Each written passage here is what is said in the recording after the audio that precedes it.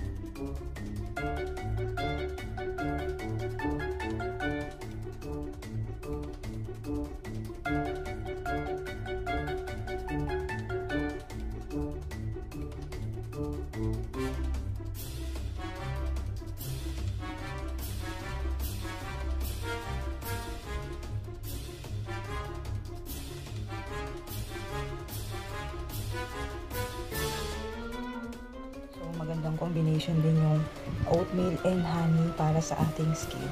So, ito ay ready to use na.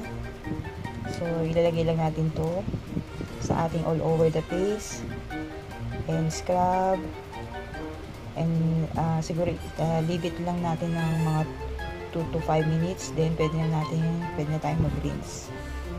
So, done. Yung second facial scrub natin, the oatmeal and honey facial scrub. So, lagay lang natin sa container kung hindi pa natin yung ating last facial scrub, DIY facial scrub. Actually, pwede rin to face and body. So, kung maramihan ang gagawin nyo, pwede nyo itong ipanregalo, then lagyan nyo lang ng magandang packaging. Pwede nyo nang paregalo this coming Christmas or birthday sa inyong mga friends and loved ones.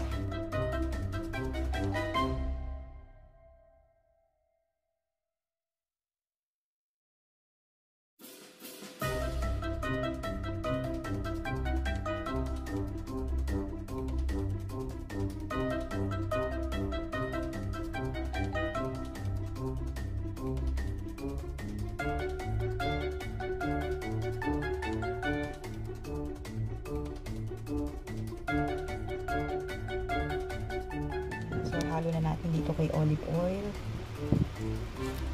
Then, ilagay na rin natin si sugar. So, haluin lang natin. So, kung sa tingin nyo is medyo wet to, pwede nyo pang dagdagan ng sugar. Pero sa akin, okay na to. So, ito na yung ating third DIY facial scrub, which is olive with turmeric oil. So, di ba dali lang?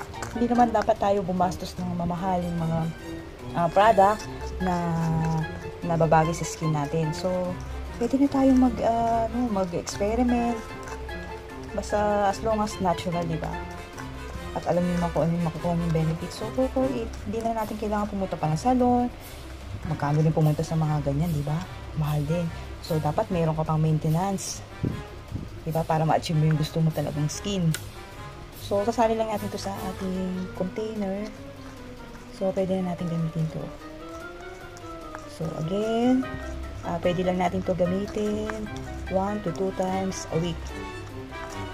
Then, kung gusto mong gumamit uli ng ibang treatment, skin treatment, so, mag-aantay ka muna lang a week before bago ka magpalit ng treatment or skin care treatment.